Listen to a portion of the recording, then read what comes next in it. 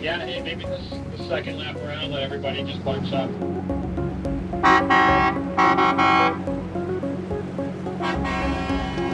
At this time of year, Matthew Cooney would normally be checking his traps for lobster. We'll go down the south channel, back out, and pick up the north channel again. But instead, he's brought his fellow lobstermen together to protest new state rules protecting the critically endangered North Atlantic right whale.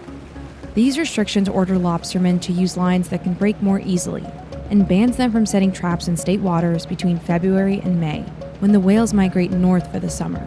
So why did you organize this protest? 4 months without a paycheck for anybody working is a long time. That's a third of the year. That's a big deal. And this is a forced closure on and it affects hundreds of people. And there's a trickle effect. I mean, it's affecting boats, boat owners, crew, shoreside lobster dealers, restaurants. This has a big effect on coastal communities. Lobstering is a $95 million business in Massachusetts, but it's recently been struggling. 2020, with the pandemic, was one of the worst seasons on record.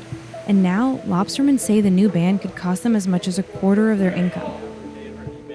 Dave Cassoni, who's on the board of the Massachusetts Lobstermen's Association, thinks his industry's been unfairly singled out, in part because the entanglements could be happening anywhere along the North Atlantic seaboard. The only thing lower than us is the lobster we're trying to harvest, and realize we're trying to outsmart a creature that has no brain, bad for our ego. We're at a point where when they are constantly being bombarded, if you will, by people with well intentions on minimizing the encounters, they keep saying, we've done it, and we will do it, up to a point, and that point being stopping us from making a living. Are you worried for the lobster fishing industry in Massachusetts?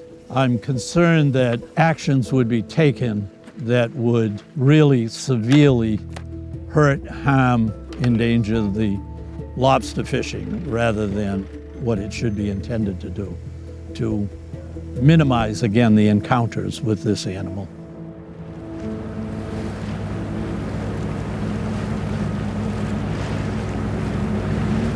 Head that way, please. He's heading away from us.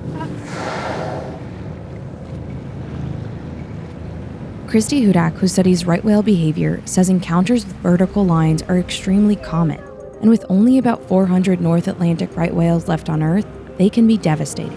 How does fishing and lobstering impact the right whale population? It's all impacting the right whales because as they're swimming around, they're not paying attention what's in the water. And so unfortunately, with any of the fishing gear or any other type of gear in the water, it's entangling them and eventually causing death. Why should people be concerned about saving this species? Any whale is a key species. The reason is they bring the nutrients to the surface and also down to the bottom. As they're feeding, it's part of the circle of life. Without the whales, you're going to start seeing a dead ocean. This month, the National Oceanic and Atmospheric Administration is considering extending the seasonal ban to federal waters across New England, meaning Maine's $500 million lobster industry could be next. When I was a sophomore in college, we spent 6 weeks at sea on a 120-foot schooner. Whoa. That's when I saw my first whales, and I got hooked. Amy Knowlton's research helped shape the Massachusetts rules. She thinks these restrictions should be just the start. Amy, this is a right whale. That's a right whale skeleton, yep. Okay. That's a juvenile right whale, probably 2 or 3 years old. Lobstermen have said that we haven't seen a right whale in these waters in years, like we haven't entangled anything. Why are we bearing the brunt of these restrictions? Through our work, we've documented over 1,600 entanglement events, but we have no idea where it occurred. So in the absence of not knowing where they occur, but recognizing that they have occurred in the past up and down the eastern seaboard, I don't think any fixed gear fishery is considered safe right now because of how they presently fish. Another thing that I've been hearing from lobstermen is that it's too expensive. What can we do to make this feasible? Well, I think it probably is a combination of things, but I think most importantly, I think the federal government has to help subsidize. If fishermen have to shift to another job, I think they should be helped in that transition. Do you feel that the lobster industry will have to reimagine itself 10, 20 years down the line? Well, I think the next couple of years will be interesting. It's going to be incremental, I think, right now, but if it doesn't address the threat to right whales adequately, it might have to be further reimagined.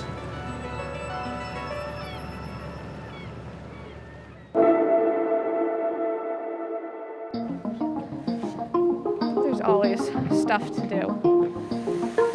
So are there lobsters in here? Yep, so these are all lobsters, and then these are big. They're How all many hard pounds to is this guy? So they're between 4 and 6 pounds, so probably right around 5 pounds. Oh my God. So they get packed in 30-pound boxes. The normal, like, inshore boats that fish in state waters catch smaller. So, like,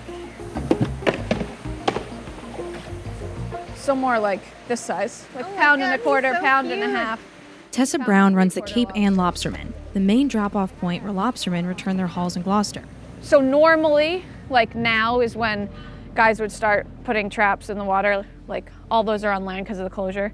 Right. But normally it would be like April 1st, everyone would start getting back in the state waters going, and then through February. Okay, but all of those are out there because of the restrictions, because they're not able to. So those are all traps that got taken out because they can't be in state waters. Gloucester is the oldest fishing port in America, so the whole Gloucester was built on fishing. I offload a lot of the boats myself, or I'll be out here, so I talk to them all the time, and it's basically like their way of life, 100%. It brings in a huge amount of revenue between like fuel, marinas, the lobsters, the bait. And I think in my lifetime, we've seen so many people that have gone out of business or have lost like their whole livelihood to fishing because of regulations. It eventually got to a point where like if no one's making any money, it doesn't make sense really to continue. How do you anticipate these restrictions will impact your business? Like right now, the price of lobsters is high.